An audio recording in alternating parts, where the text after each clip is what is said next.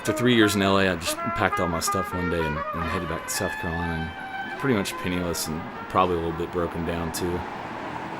And I wasn't upset with LA or anything I thought I'd fallen short of out there. It was more so that I had all these new songs that I felt like I had to get out of me, and this record within me that I'd been wanting to make for so long. And there I was driving across country and facing down the realization that that might never happen. When I got back to Charleston, I decided that I would borrow some money from friends and family, and I locked myself in the studio and started making Heart Pressure. I never told anybody, but a small part of me was a little bit scared because I knew that if this record failed or didn't live up to what I thought it could be, I might have to do something else with the rest of my life.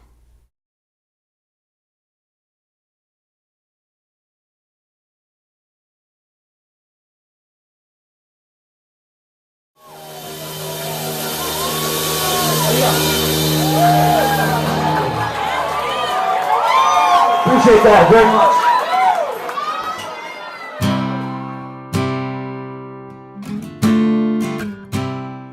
I feel like whenever you hear songwriters talking about making a record, that it can often sound overly philosophical. I guess it's easy to do. This is something that you've poured your time into and your heart, and putting out a record's a ridiculously personal thing. The only thing that's wrong with this song is everything.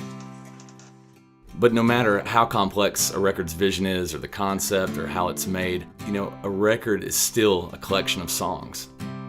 And one of the things I'm most proud about as far as Heart Pressure goes is that we didn't move on to the next song, or didn't record anything else until the song we were working on was as honest and true to ourselves and the music as possible. And by focusing on the songs first and foremost, I think we wound up with the record we wanted to make. But an equally important thing as a songwriter and personally is who's along for the ride with you. First time I met Luke Cunningham was at Johnson's Pub. We actually were playing in a cover band together. This probably shouldn't be on camera. And he played a couple of his songs. At those gigs, that's kind of when I really, for the first time, heard his original stuff that wasn't Part-Time Heroes stuff. And I was really impressed by it, really was into it. First time I ever really had a long discussion with Luke about music was at Tsunamis. And we sat, talked about music. He was telling me about recording Heart Pressure and about how he thought that it was going to be some music that I would have liked based on some conversations that he had with Micah Nichols. Mike had introduced us, and it was kind of a come in blind, no set, no notes, anything, and I showed up, and there's this really tall country guy hanging out with a guitar, and it was just him. He sold himself, and it's kind of one of those, the music just kind of slid into place.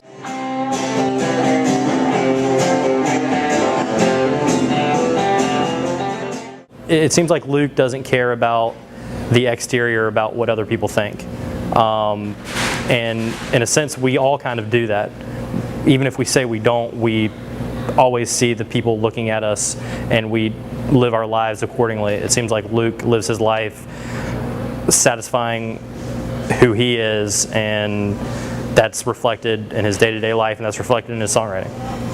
It's rare that you find an artist or songwriter, musician that is real and as honest as he is. Especially with this record, I really feel like none of it is contrived. It's all real. It's all exactly from certain points in his life where he was feeling a certain thing, and that's what we went for. And that's honestly, that's something I can cling to and something I can hold on to.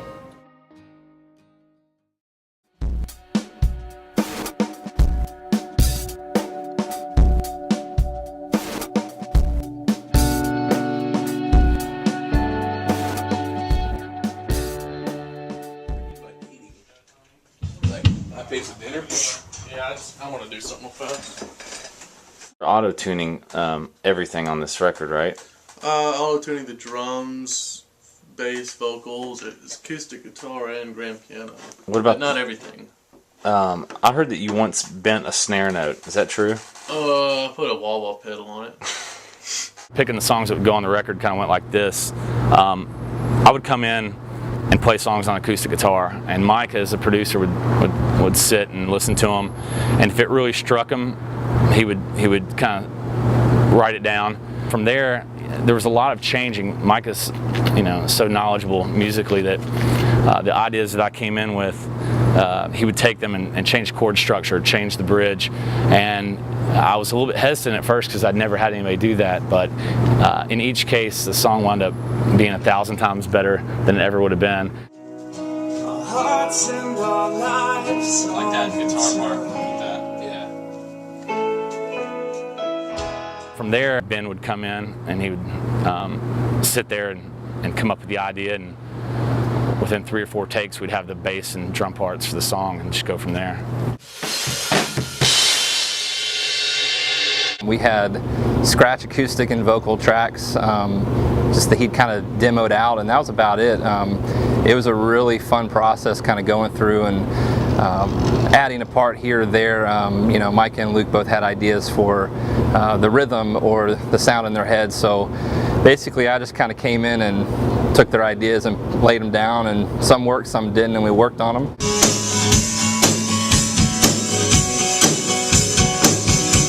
For me, my relationship with Ben, and professionally, musically, is much more than him just being a drummer that we hired on for the gig. He's somebody that I really trust musically as a musician. So not only did he kill and knock out all the drum parts, if I had questions about even the song structure, theme, lyrics, that kind of stuff, I could bounce it off of him as well and be like, hey, listen, this is what I'm feeling, this is what I'm thinking. What are your thoughts on this? And it was a great third party to ask kind of outside. That was huge for us.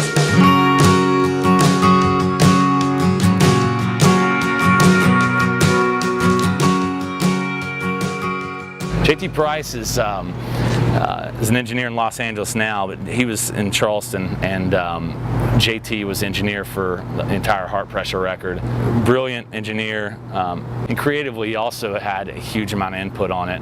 Just a hard worker. The guy worked around the clock, and he's responsible for a lot of late hours and a lot of 20-hour days of recording, and the kinship that we built with him during that time was something that never take for granted, for sure. Just a great mind to have on your project. He most recently, before we met him, he'd been working in Nashville for a while, and got hired on at the studio that we ended up doing most of Heart Pressure at, and he was the full-time engineer there. He was hugely influential in a lot of the sounds that we got. He had a ton of experience with drum sounds in the room that we were in, and so I really trusted him and leaned on him a lot for a lot of the sounds that we were getting, a lot of the organic sounds, drums and vocals, that kind of stuff. And so it was huge having him there. He's awesome. All right, cool. So we're going to make it last.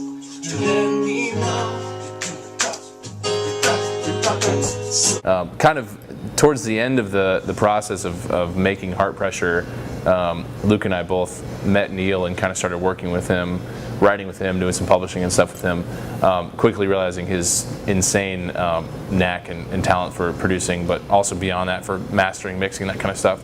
Neil kind of flew in with his cape at the last second, was our little superhero, and as a friend and ally, took the project on, mastered it.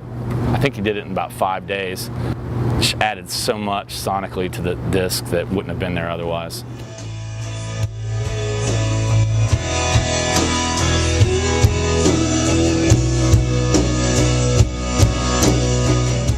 I love this record, and it's one of the only records that I can look back and say that we couldn't have done any better. There's nothing I would change on it. I think people respond to Heart Pressure in such a positive and encouraging way because they can relate to it. I think they hear what Luke's singing about. They've either been there, they've done that, or they've known someone who's been there, done that. Surprisingly, I think in ways making Heart Pressure just kind of spurred a lot more ideas and made me write and create even more. If you're fortunate enough to be a songwriter and have a channel for people to hear it, and you can put it on disc, and you're blessed enough where people listen to it, knowing that you can do that, knowing that you can create something and people listen is a huge motivator, and getting your ass out of bed every morning and writing more of it. I don't ever want to stay idle